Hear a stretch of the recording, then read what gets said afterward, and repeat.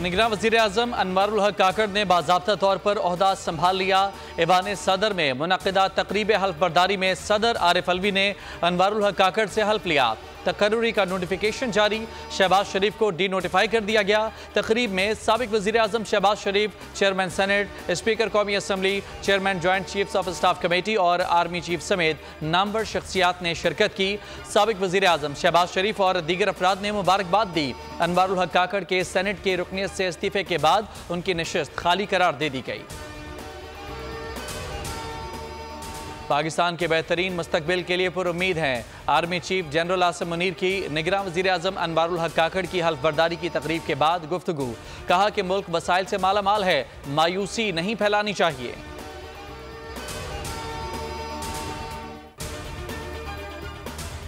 निगरान वज़ीर आला सिंध कौन होगा, ताहाल फैसला ना हो सका। वज़ीर आला से अपोजिशन लीडर की दूसरी मुलाकात भी बेनतीजा रही।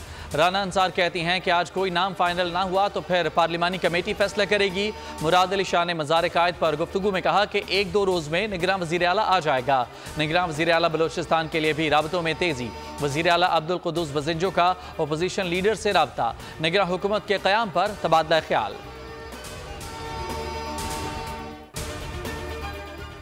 परवेज़ इलाही को जेल से रिहा होते ही दोबारा गिरफ्तार कर लिया गया। परवेज़ इलाही को नैब ने असासाजात रेफरेंस में गिरफ्तार किया।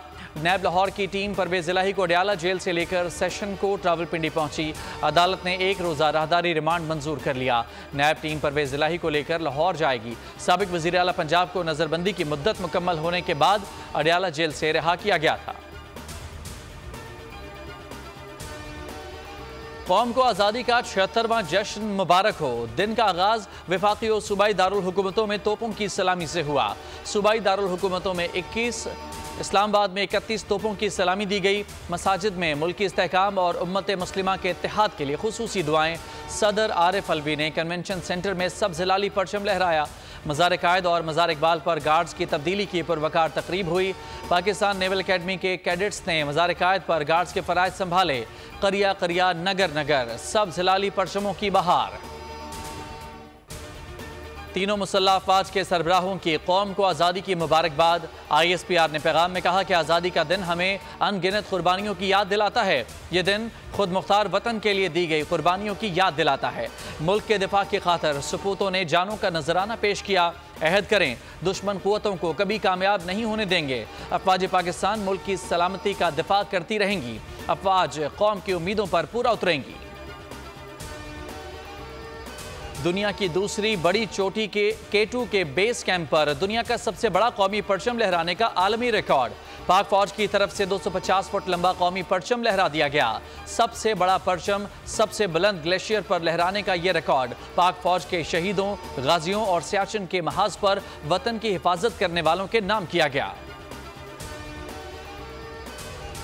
गूगल भी जश्न आज़ादी के रंग में रंग गया। यौम आज़ादी पर सबसे बड़े सर्च इंजन ने अपना डूडल तब्दील कर दिया। डूडल में दरियाए सिंध में पाई जाने वाली नायाब नस्ल की डॉल्फिन को दिखाया गया है।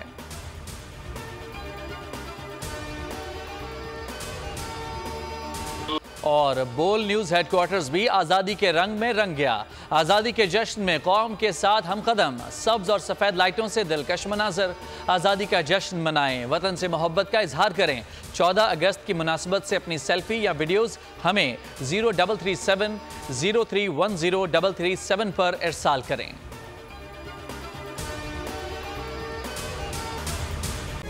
तारीख का अमीर,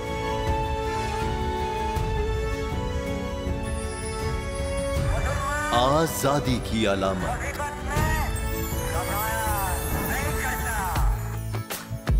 हुस्न का आईनादार,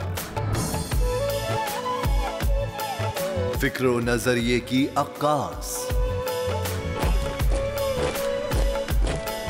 सरफराजी का गवाह, यानी हम सबका निगहबान पाकिस्तान।